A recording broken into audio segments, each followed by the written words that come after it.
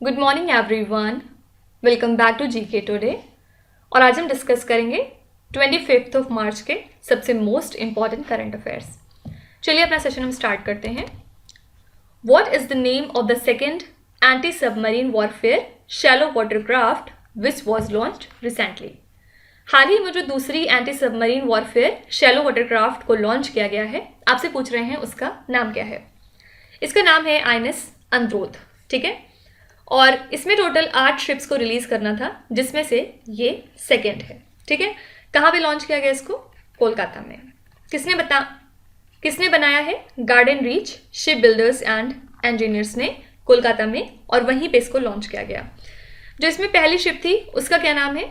तो जो पहली वॉरफेयर शैलो वाटरक्राफ्ट है उसका नाम था आईएनएस अर्नाला। और अगर आपको याद हो तो इसको दिसंबर 2022 में लॉन्च किया गया था, ठीक है।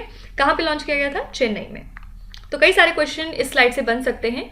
फॉर एग्जाम्पल, इसमें टोटल कितने वाटरक्राफ्ट को लॉन्च किया जाएगा? टोटल 8 है। ये वाली सेकेंड थी। फर्स्ट का नाम क्या था? अर्नाला। सेकेंड का नाम है अंद्रोथ, ठीक है। अंद्रोथ को कहाँ पे लॉन्च किया गया? कोलकाता में। किसने बनाया? तो garden reach ship builders and engineers ने। फाइन। अच्छा, कुछ Indian navy related current affairs अगर हम यहाँ पे रिवाइज करें तो आईएनएस सुजाता आजकल न्यूज़ में है काफ़ी ज़्यादा। किस वजह से? क्योंकि हाल ही में इसने विजिट किया है मोजाम्बिक कंट्री को, ठीक है। क्या रीज़न था, क्या ज़रूरत पड़ी यहाँ पे जाने की? पर्पस है जो दोनों कंट्रीज़ की नेवीज़ हैं उनके बायलैटरल रिलेशंस को और ज़्यादा इम्प्रूव करना, साथ ही म्यूचुअल कोऑपरेशन को बढ़ाना, ठीक है। तो आपको याद रखना है कि आईएनएस सुजाता ने कौन सी कंट्री को हाल ही में विजिट किया है, तो ये कंट्री है मोजाम्बिक। इसके अलावा एक प्रेसिडेंट्स कलर अवार्ड काफ़ी ज़्यादा फेमस है, और इस साल ये किस शिप को दिया गया? तो ये शिप है आईएनएस द्रोणाचार्य। ये क्वेश्चन बहुत इंपॉर्टेंट है, ठीक है। तो कभी भी आपसे पूछा जा सकता है कि जो 2023 में प्रेसिडेंट्स कलर अवार्ड है वो किसको प्रेजेंट किया गया, तो याद रखिएगा आईएनएस द्रोणाचार्य को। इन सब चीज़ों के अलावा एक एक्सरसाइज है जिसका नाम है अल मुहेत अल हिंदी। ये कौन सी दो कंट्रीज़ के बीच में होती है? इंडिया और सऊदी अरेबिया। किस वजह से इंपॉर्टेंट है? क्योंकि ये मई मंथ में होने वाली है। इसके लिए वेन्यू चूज किया गया है जुबैल। जुबैल एक जगह है सऊदी अरेबिया में, ठीक है। खास बात क्या है, ये सेकेंड एडिशन है इस एक्सरसाइज का, और पहला जो था वो 2021 में हुआ था, ठीक है। तो आपको याद रखना है कि अल मुहेत अल हिंदी इंडिया और सऊदी अरेबिया के बीच में होती है, और इस साल के लिए वेन्यू भी सऊदी अरेबिया रखा गया है, ठीक है। आज बहुत सारे क्वेश्चन आपको डेज एंड थीम्स के मिलने वाले हैं। इसमें वो भी हैं जो कल हमने पढ़े हैं। फॉर एग्जाम्पल, ये वाला क्वेश्चन हमने कल देखा था। What is the theme of the international day of forest 2023? International day of forest के लिए थीम क्या रखी गई है, आपको ये बताना है। सबसे पहले इसको हम ऑब्जर्व कब करते हैं? इसको हम सेलिब्रेट करते हैं 21 ऑफ मार्च को, और इस साल के लिए थीम रखी गई है फॉरेस्ट एंड हेल्थ।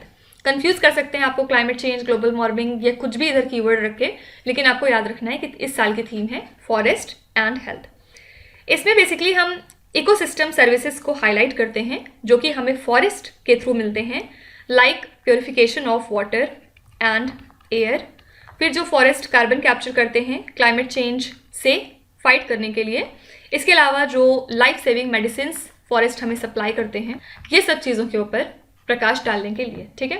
तो दो बातें याद रखिएगा। इंटरनेशनल डे ऑफ फॉरेस्ट हम मनाते हैं 21 ऑफ मार्च को, और इस साल की थीम रखी थी फॉरेस्ट एंड हेल्थ। अच्छा, कल हमने क्या पढ़ा था? वर्ल्ड स्पैरो डे के बारे में। वर्ल्ड स्पैरो डे हर साल हम ऑब्जर्व करते हैं 20 ऑफ मार्च को, और इस साल के लिए हमने थीम रखी है आई लव स्पैरोज, ठीक है। ये भी काफ़ी इंपॉर्टेंट है। अच्छा, इसके अलावा सिविल 20 इंडिया 2023 की जो इंसेप्शन मीटिंग थी, आप इंसेप्शन कॉन्फ्रेंस कह सकते हैं, ये कहाँ पे स्टार्ट हुआ था? नागपुर सिटी में, महाराष्ट्र स्टेट के। और इस इवेंट के लिए थीम क्या रखी गई थी? इसके लिए थीम थी बैलेंसिंग डेवलपमेंट विथ एनवायरनमेंट, ठीक है। तो याद रखिएगा, जो सिविल 20 इंडिया 2023 का इंसेप्शन कॉन्फ्रेंस था वो हुआ था महाराष्ट्र स्टेट में, और इसके लिए थीम थी balancing development with environment. Next है accelerating the change to solve the water and sanitation crisis is the theme of which day. आपको बताना है कि ये किस पर्टिकुलर डे की थीम है। तो सबको पता है कि वर्ल्ड वाटर डे हम सेलिब्रेट करते हैं 22 ऑफ मार्च को हर साल, और इसी की थीम रखी गई है accelerating the change to solve the water and sanitation crisis. Basically इस दिन हम फ्रेश वाटर के इम्पोर्टेंस के ऊपर हाईलाइट करते हैं और इस डे को यूज़ किया जाता है to advocate for the sustainable management of the fresh water resources. दो बातें इंपॉर्टेंट हैं, किस दिन हम वर्ल्ड वाटर डे सेलिब्रेट करते हैं और 2023 के लिए थीम क्या रखी गई थी। कुछ और डेज और थीम्स अगर हम देखें तो एक बहुत इंपॉर्टेंट डे है जिसका नाम है वर्ल्ड कंज्यूमर राइट्स डे। तो इसको मार्च मंथ में किस दिन सेलिब्रेट करते हैं, इसको ऑब्जर्व करते हैं 15 मार्च को, और इस साल के लिए थीम रखी गई थी empowering consumers through clean energy transitions. ठीक है, और इसके अलावा इंटरनेशनल वुमेंस डे जो डेफिनेटली आपके एग्जाम में आएगा, इसको हम ऑब्जर्व करते हैं 8 मार्च को हर साल, और इस साल के लिए थीम क्या रखी गई है, एम्ब्रेस इक्विटी। ठीक है, इंटरनेशनल वुमेंस डे काफ़ी ज़्यादा इंपॉर्टेंट है। नेक्स्ट क्वेश्चन है, what is the theme of the world happiness day 2023। World happiness day के लिए थीम क्या थी, आपको ये बताना है। फर्स्ट ऑफ ऑल इसको हम कब ऑब्जर्व करते हैं, इसको हम 20 मार्च को हर साल सेलिब्रेट करते हैं, और United nation sustainable development solution network ने एक रिपोर्ट भी जारी करी इस दिन जिसका नाम था वर्ल्ड हैप्पीनेस रिपोर्ट, जिसके बारे में हमने कल बात करी थी, और आगे आज एक क्वेश्चन भी आएगा इससे रिलेटेड जहाँ पे हम इसको फिर से डिस्कस करेंगे। और इस साल के लिए हमने थीम रखी है be mindful, be grateful, be kind. ठीक है, तो वर्ल्ड हैप्पीनेस डे हम 20 मार्च को ऑब्जर्व करते हैं और थीम थी be mindful, be grateful and be kind.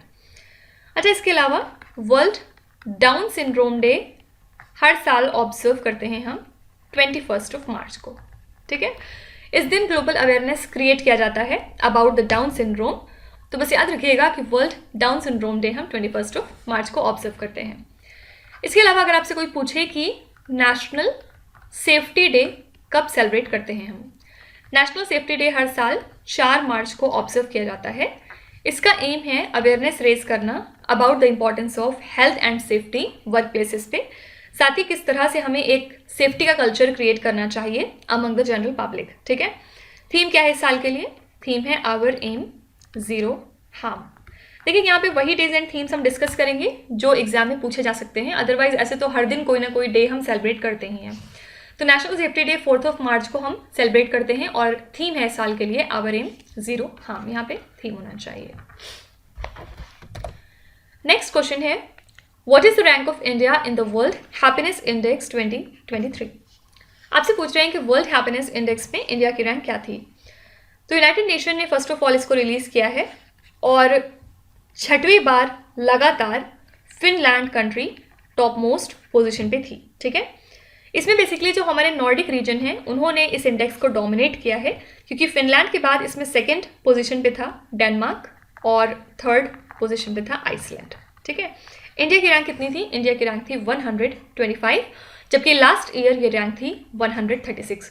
तो जाहिर सी बात है हमने अपनी रैंक को इम्प्रूव किया है। तो दो बातें याद रखिएगा, वर्ल्ड हैप्पीनेस इंडेक्स में इंडिया की रैंक थी 125 इस साल के लिए, और टॉप मोस्ट कंट्री कौन सी थी इस इंडेक्स में, ये है फिनलैंड। कुछ इंपॉर्टेंट इंडेक्स अगर हम एक बार रिवाइज करें तो ग्लोबल टेररिज्म इंडेक्स काफ़ी इंपॉर्टेंट है आपके एग्जाम के लिए। इसमें इंडिया की रैंक थी 13th। ओके, और इसमें टॉप 3 कंट्रीज कौन सी थी, फर्स्ट पे था अफगानिस्तान, 2nd पे था इसमें बुर्किना फासो, और 3rd कंट्री थी सोमालिया। ओके, इसके बाद आपको याद रखना है कि एक रिपोर्ट हाल ही में पब्लिश करी है स्विस कंपनी IQ एयर ने, और इसमें ये बताया गया कि इंडिया जो है ये 8th मोस्ट पॉल्यूटेड कंट्री है पूरी दुनिया की, और टॉप 3 कंट्रीज इसमें कौन सी हैं, फर्स्ट है चैड, 2nd है इराक, और 3rd है पाकिस्तान। ओके, फिर ह्यूमन डेवलपमेंट इंडेक्स भी काफ़ी इंपॉर्टेंट है, और इसमें इंडिया की रैंक है 132 अमंग 191 कंट्रीज, और टॉप 3 कंट्रीज रही, फर्स्ट पे स्विट्जरलैंड, 2nd पे नॉर्वे, और 3rd पे आइसलैंड। ठीक है, ह्यूमन डेवलपमेंट इंडेक्स भी आपके एग्जाम में काफ़ी पूछा जाता है, याद रखिएगा इसमें इंडिया की रैंक थी 132, और फर्स्ट पोजीशन पे कौन सी कंट्री थी, ये है स्विट्जरलैंड। नेक्स्ट है, how many Padma awards have been announced for the year 2023। 2023 में कितने पद्मा अवार्ड्स अनाउंस हुए हैं आपको ये बताना है। तो पद्मा अवार्ड्स 2023 के लिए हाल ही में कन्फर कर दिया है प्रेसिडेंट द्रौपदी मुर्मू ने, कहाँ पे, एट राष्ट्रपति भवन। और इस साल टोटल 106 पद्मा अवार्डीज अनाउंस हुए हैं। ठीक है, पद्मा अवार्ड्स को कब इस्टेब्लिश किया गया था? 1954 में, और हर साल फिर इसको रिपब्लिक डे के ओकेजन पे अब अनाउंस किया जाता है। याद रखिएगा, Padma award highest civilian award है इंडिया के, और डिफरेंट फील्ड में इसको दिया जाता है, like art, social work, literature, education, etcetera. ठीक है, 106 को कैसे डिवाइड किया गया है? तो इसको हम सेग्रीगेट करते हैं किस तरह से। इसमें 91 पद्मश्री अवार्डीज हैं, 9 पद्म भूषण हैं और 6 पद्म विभूषण है। ठीक है, ये सेग्रीगेशन काफ़ी ज़्यादा इंपॉर्टेंट है, कई बार एग्जाम में इस तरह से भी पूछा गया है। नेक्स्ट है, who is the founder of Arya Samaj in India? Arya Samaj के फाउंडर कौन है इंडिया में, आपको ये बताना है। ये है महर्षि दयानंद सरस्वती, ये फाउंडर है आर्य समाज के, और इंडियन गवर्नमेंट ने डिसाइड किया है कि हम मार्क करेंगे इनकी 200th बर्थ एनिवर्सरी को। ठीक है, तो बेसिकली 100th फाउंडेशन डे था आर्य समाज का, जिसमें हमारे होम मिनिस्टर अमित शाह ने बताया कि जो दयानंद सरस्वती जी हैं, इन्होंने फियरलेसली प्रोपेगेट किया था 3 चीज़ों को। फर्स्ट है इसमें स्वधर्मा, सेकेंड है स्वभाषा, और थर्ड वेरी इंपॉर्टेंट स्वराज। ठीक है, कब किया था? प्री इंडिपेंडेंस एरा में। तो बस याद रखिएगा कि आर्य समाज के फाउंडर कौन है इंडिया में, ये है Maharshi Dayanand Saraswati ji.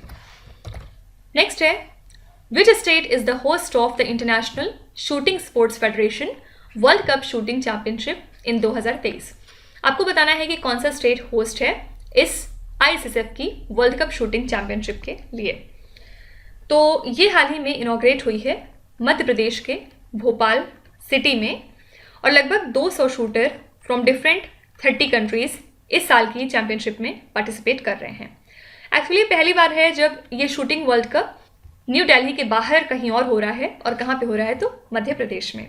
Chief minister of Madhya Pradesh Shivraj Singh Chouhan ने इनॉग्रेट किया इस चैंपियनशिप को, कहाँ पे? At Kushabhau Thackeray international convention centre, जो कि भोपाल में है। ठीक है, तो याद रखिएगा ISSF की जो वर्ल्ड कप शूटिंग चैंपियनशिप है, इसके लिए वेन्यू क्या है? मध्य प्रदेश। कुछ और अगर होस्ट एंड कॉन्फ्रेंसेस देखें तो जो सेकेंड मीटिंग है स्टार्टअप 20 एंगेजमेंट ग्रुप की अंडर इंडियाज G20 प्रेसिडेंसी, ये कहाँ पे हुई है? सिक्किम में। ठीक है, इसके अलावा जो 23rd कॉमनवेल्थ लॉ कॉन्फ्रेंस था, ये हाल ही में इनॉग्रेट किया गया है गोवा शहर में। और जो यूथ 20 इंडिया समिट है, इसके लिए होस्ट था गुजरात स्टेट। ठीक है, फोकस किस पे किया गया इसमें? Climate change and disaster risk reduction के ऊपर, जिसमें डिसाइड हुआ था कि सस्टेनेबिलिटी को हम वे ऑफ लाइफ बनाएंगे। फाइन। अच्छा, मध्य प्रदेश एक योजना की वजह से भी काफ़ी ज़्यादा आजकल न्यूज़ में है, इसका नाम है मुख्यमंत्री लाडली बहना योजना, बेसिकली वुमेन को एम्पावर करने के लिए। ठीक है, तो आपसे पूछ सकते हैं कि मुख्यमंत्री लाडली बहना योजना कौन से स्टेट की है, तो आपको याद रखना है मध्य प्रदेश की है। नेक्स्ट है, which country is the host of the United Nations 2023 water conference? इसके लिए कौन सी कंट्री होस्ट है, आपको ये बताना है। तो ये बेसिकली हुई है 22 से 24 ऑफ मार्च के बीच, कहाँ पे? न्यूयॉर्क USA में, और ये पहली समिट है वाटर के ऊपर पिछले 50 सालों में। ठीक है, तो बस याद रखिएगा कौन सी कंट्री होस्ट है यूनाइटेड नेशन 2023 के वाटर कॉन्फ्रेंस के लिए, ये कंट्री है USA। नेक्स्ट है, which country released 14 guidelines to address human wild life conflict? कौन सी कंट्री है जिसने 14 गाइडलाइंस को रिलीज किया है ह्यूमन वाइल्ड लाइफ कॉन्फ्लिक्ट को कंट्रोल करने के लिए? तो ये है इंडिया की गवर्नमेंट। हमने जारी करा है 14 तरह के गाइडलाइन, ताकि हम ह्यूमन वाइल्ड लाइफ कॉन्फ्लिक्ट को एड्रेस कर सकें। और ये गाइडलाइन जो हैं, इसके थ्रू कॉमन अंडरस्टैंडिंग क्रिएट किया जाएगा among the key stake holders, जो कि रिक्वायर हैं to ensure an efficient mitigation of human wild life conflict in the country. ठीक है, फिलहाल आपको याद रखना है कि जो 14 गाइडलाइंस हैं ह्यूमन वाइल्ड लाइफ कॉन्फ्लिक्ट को एड्रेस करने के लिए, वो किसने जारी करी हैं? इंडिया कंट्री ने। अच्छा, कुछ इंटरनेशनल करंट अफेयर्स अगर हम देखें तो कुछ दिनों पहले हमने देखा है कि इंटरनेशनल क्रिमिनल कोर्ट ने एक अरेस्ट वारंट जारी किया है अगेंस्ट रशिया के प्रेसिडेंट व्लादिमीर पुतिन के ऊपर। रीज़न क्या था? क्योंकि इन्होंने यूक्रेन से बच्चों को रशिया पोर्ट किया है अनलॉफुल तरीके से। ठीक है, इसके अलावा हमारे प्राइम मिनिस्टर नरेंद्र मोदी और बांग्लादेश की प्राइम मिनिस्टर शेख हसीना हाल ही में इन दोनों ने ज्वाइंटली इनॉग्रेट किया है इंडो बांग्लादेश फ्रेंडशिप पाइपलाइन को वाया वीडियो कॉन्फ्रेंसिंग। ठीक है, और ये पहली ऐसी पाइपलाइन है जिसके थ्रू रिफाइंड डीजल हम सप्लाई करेंगे बांग्लादेश कंट्री को इंडिया से। फाइन, तो याद रखिएगा इंडिया और बांग्लादेश का पहला फ्रेंडशिप पाइपलाइन हाल ही में इनॉग्रेट हो चुका है। The Gorsam Kora festival is popularly known as the friendship festival between India and which other country. आपको बताना है कि जो गोरसम कोरफ फेस्टिवल है इसको आप फ्रेंडशिप फेस्टिवल के नाम से जानते हैं कौन सी दो कंट्रीज के बीच। तो ये पॉपुलरली जाना जाता है as the friendship festival between India and Bhutan, और हाल ही में इसको सेलिब्रेट किया गया है in a village in the state of Arunachal Pradesh. इसी वजह से ये न्यूज़ में है। ठीक है, तो इसका नाम याद रखिएगा कि गोरसम कोरफ फेस्टिवल कौन सी दो कंट्रीज के बीच में सेलिब्रेट होता है, इंडिया और भूटान। कुछ अगर फेस्टिवल की बात करें तो कल हमने एक मेला पढ़ा था जिसका नाम था लखी मेला। लखी मेला कौन से स्टेट में सेलिब्रेट होता है, ये है राजस्थान। इसके अलावा राजस्थान ने कुछ दिनों पहले टेबल किया है एडवोकेट प्रोटेक्शन बिल, अपने स्टेट में एडवोकेट्स को प्रोटेक्ट और प्रिजर्व करने के लिए। एक और फेस्टिवल है जिसका नाम है बथुकम्मा। बथुकम्मा स्पेशली कौन से स्टेट में सेलिब्रेट होता है, ये एक फ्लोरल फेस्टिवल है जो तेलंगाना में सेलिब्रेट किया जाता है। ठीक है, तो ये थे आज के सभी इंपॉर्टेंट करंट अफेयर्स और न्यूज़, और अब हम चलेंगे यहाँ से रिवीजन सेशन की तरफ जिसमें हम जनवरी मंथ के करंट अफेयर्स को रिवाइज कर रहे हैं, और आज ये पार्ट 15 रहेगा इस सीरीज में। बेसिकली आप कह सकते हैं कि आज ये सेकेंड लास्ट पार्ट है क्योंकि कल इसका फाइनल पार्ट हम देख लेंगे मंडे को मतलब, और इसी के साथ हम जनवरी मंथ को फिनिश कर लेंगे। तो आप कमेंट में अपने व्यूज़ बता सकते हैं कि अब इसके बाद आप कौन सा मंथ रिवाइज करना चाहते हैं, फरवरी या फिर अक्टूबर, क्योंकि नवंबर और दिसंबर ऑलरेडी हम कर चुके हैं और जनवरी हमारा कंप्लीट होने वाला है। ठीक है, तो ये दोनों में आप अपना व्यू बता सकते हैं कि आप फरवरी चाहते हैं या फिर अक्टूबर चाहते हैं। जो भी आप कहेंगे वो हम स्टार्ट कर लेंगे ट्यूसडे से। ठीक है, चलिए शुरू करते हैं, और आज हम 211 से लेके 225 तक क्वेश्चंस देखेंगे। फर्स्ट क्वेश्चन है इसमें, Charaideo Moidams which are seen in the news recently are located in which Indian state. तो ये कहाँ पे हैं, ये असम में बेसिकली लाई करते हैं, और chief minister of Assam mister Hemant Biswa Sharma ने अनाउंस किया था कि सेंटर ने नॉमिनेट किया है इस पर्टिकुलर साइट को ताकि इसको हम UNESCO world heritage site tag दिला सकें इसके हिस्टोरिक पर्पस के लिए। ठीक है, which state is to set up a turtle conservation and rehabilitation centre. Tamil Nadu ने डिसाइड किया था कि वो एक टर्टल कंजर्वेशन और रिहैबिलिटेशन सेंटर सेटअप करेंगे अपने चेन्नई शहर में, और सेंटर इसको सेटअप कर रहा है कहाँ पे, क्विंडी पार्क में। इसमें डिफरेंट तरह की फैसिलिटीज़ होंगी like turtle pool, turtle shed etcetera, और ये टेम्प्रेरी होम की तरह भी एक्ट करेगा सभी सिक और इंजर्ड टर्टल्स के लिए बिफोर उनको रिलीज किया जाए नेचुरल हैबिटेट में। विच स्टेट और the union territory launched a water conservation scheme to renovate over 2000 ponds and construct over 2000 percolation tanks. कौन सा स्टेट है जिसने एक वाटर कंजर्वेशन स्कीम को लॉन्च किया है अपने यहाँ पे 2000 पॉन्ड्स को रेनोवेट करने के लिए, साथ ही 2000 नए परकोलेशन टैंक्स को कंस्ट्रक्ट करने के लिए। तो ये थी झारखंड की गवर्नमेंट। झारखंड की गवर्नमेंट ने इसको डिसाइड किया था बनाने का, और किस लिए, ताकि जो फार्मर्स हैं जो लास्ट ईयर ड्रॉट एक्सपीरियंस कर चुके हैं उन्हें थोड़ी राहत मिल सके। Shompen tribe of people which were seen in the news recently are located in which Indian state और द यूनियन टेरिटरी। ये ट्राइब पाई जाती है अंडमान एंड निकोबार आइलैंड में, और किस वजह से न्यूज़ में थी, क्योंकि इन्होंने प्रेसिडेंट द्रौपदी मुर्मू को एक लेटर लिखा जिसमें ये प्रोटेस्ट कर रहे थे to the mega infrastructure project in the greater Nicobar island, और यूनियन एनवायरनमेंट मिनिस्ट्री ने क्लियरेंस दे दी थी for the diversion of 130 square kilometres of forest in the greater Nicobar island, और इसमें डिफरेंट तरह की चीज़ें थी like airport, power plant, greenfield township, ये सब चीज़ें। और ये जो प्रोजेक्ट है basically Shompen tribe of people को थ्रेटन कर रहा था, क्योंकि इसकी वजह से ये जो एक्सट्रीमली वल्नरेबल ट्राइब है ये डिस्प्लेस होने वाली थी। ठीक है, इसी वजह से इन्होंने द्रौपदी मुर्मू को ये लेटर लिखा था और ये इसका अपोज कर रहे थे। Ministry of information and broadcasting directed to block the BBC documentary on prime minister Modi under which rule. तो मिनिस्ट्री ऑफ IT ने डायरेक्शंस जारी करी थी to block the first episode of BBC documentary जिसका नाम है India the Modi question on YouTube, और ऐसा किया गया using the emergency powers under the IT rules 2021। ठीक है। नेक्स्ट है, what is the average days of employment provided per household under Mahatma Gandhi national rural employment guarantee scheme as of 2022। तो average days of employment जो दिया जाता है इस scheme के अंदर में, वो पिछले 5 सालों में सबसे कम वैल्यू पे पहुंच चुका है, और कितना था, 42 डेज, ठीक है। और 2021 टू 22 में ये वैल्यू रही 50 दिन की। फिर इसके बाद और पीछे आए अगर, तो 2020 से 21 में ये वैल्यू थी 52 डेज। इसके बाद 2019 टू 20 में ये वैल्यू थी 48 डेज, और थोड़ा सा और पीछे जाएं तो 2018 और 19 में ये वैल्यू थी 51 डेज। तो सबसे कम अब फिलहाल ही है पिछले 5 सालों में। UNESCO dedicated this year's international day of education to the girls and women of which country. UNESCO ने इस साल का जो इंटरनेशनल डे ऑफ एजुकेशन था वो डेडिकेट किया है अफगानिस्तान में रहने वाली गर्ल्स और वुमेन को। और इंटरनेशनल डे ऑफ एजुकेशन हर साल हम 24 जनवरी को सेलिब्रेट करते हैं। Wagner group which was designated as transnational criminal organisation by the US is from which country. Wagner group जो है ये एक्चुअली रशिया से है, और यूएस की ट्रेजरी डिपार्टमेंट ने डेजिग्नेट किया था इस वैगनर ग्रुप को as a transnational criminal organization. और उसके बाद डेफिनेटली यूएस जो है एडिशनल सैंक्शंस को इम्पोज करेगा रशिया के ऊपर, और इनके जो भी सपोर्ट नेटवर्क्स हैं अक्रॉस द वर्ल्ड उनके ऊपर भी। What is the name of the marine mammal group including whales, dolphins and porpoises. इसका नाम क्या होता है, बायोलॉजिकल नेम सेटाशियंस, ठीक है। विच स्टेट और the union territory released the hockey and India a golden legacy book by sports star on Indian hockey.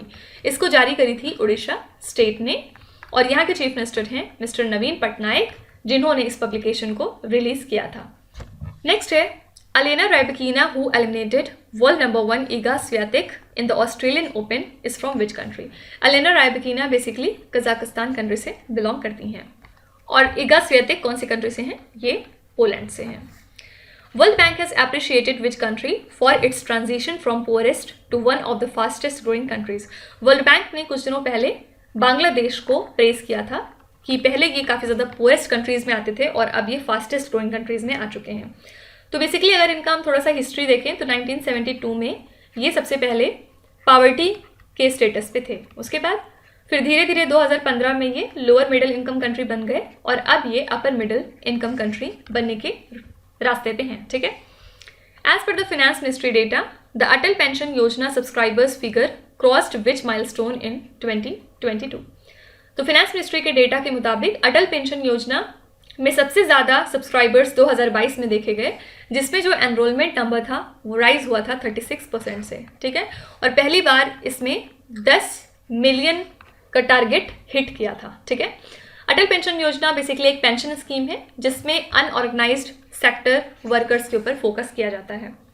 Which city is the host of the business 20 meet as a part of G20। इसके लिए host था Gandhinagar city जो कि है गुजरात में। Which state और the union territory launched the food processing program for the development of clusters. Answer हो जाएगा जम्मू एंड कश्मीर। जम्मू कश्मीर ने इसको लॉन्च किया था, और इसका एम क्या था, जो फार्मर की इनकम है इसको मैक्सिमाइज करना और जो उनके पोस्ट हार्वेस्ट लॉसेज हैं उनको मिनिमाइज करना, ठीक है। तो याद रखिएगा इसको लॉन्च किया था जम्मू कश्मीर में। तो इसी के साथ हमने अपने नेक्स्ट 15 क्वेश्चंस को कवर कर लिया है, और कल इसका लास्ट सेशन रहेगा जिसमें हम 226 से लेकर 240 क्वेश्चंस तक कवर करेंगे। तो अपना व्यू आप ज़रूर लिखिएगा कमेंट्स में कि आप इसके बाद क्या चाहते हैं, अक्टूबर को रिवाइज करेंगे आप या फिर फरवरी को। सभी लोग अपना व्यू लिखेंगे कमेंट्स में, और जिसकी तरफ ज़्यादा डाइवर्जन देखा जाएगा वही मंथ हम लोग पिक कर लेंगे, फाइन। तो चलिए आपकी क्विज की तरफ चलते हैं। ये 5 क्वेश्चंस हैं जिनको आपको ध्यान से पढ़ना है और इसका जवाब आपको कमेंट्स में लिखना है। तो यहाँ पे वीडियो को पॉज करिए, एक एक करके ध्यान से क्वेश्चन को पढ़िए। जो भी आपको आते हैं प्लान गुड, और जो नहीं आते कोई भी बात नहीं, विथ टाइम डेफिनेटली आपका स्कोर इम्प्रूव करेगा। बस आपको कंसिस्टेंट और परसिस्टेंट रहने की ज़रूरत है। So that's it for today. I hope you have like the session. आज का सेशन आपको कैसा लगा ज़रूर बताइएगा कमेंट्स में। साथ ही साथ आपका कोई भी रिव्यू है, फीडबैक है या फिर सजेशन है तो वो भी आप हमें बता सकते हैं। हमें जानकर खुशी होगी और हम पूरी कोशिश करेंगे उसको इम्प्लीमेंट करने की। तो कल फिर हम मिलेंगे सेम टाइम सेम जगह कल के करंट अफेयर्स के साथ। Till then stay tuned. Thank you so much for watching and please do not forget to subscribe to GK Today. With this, Muse Hadsana signing off.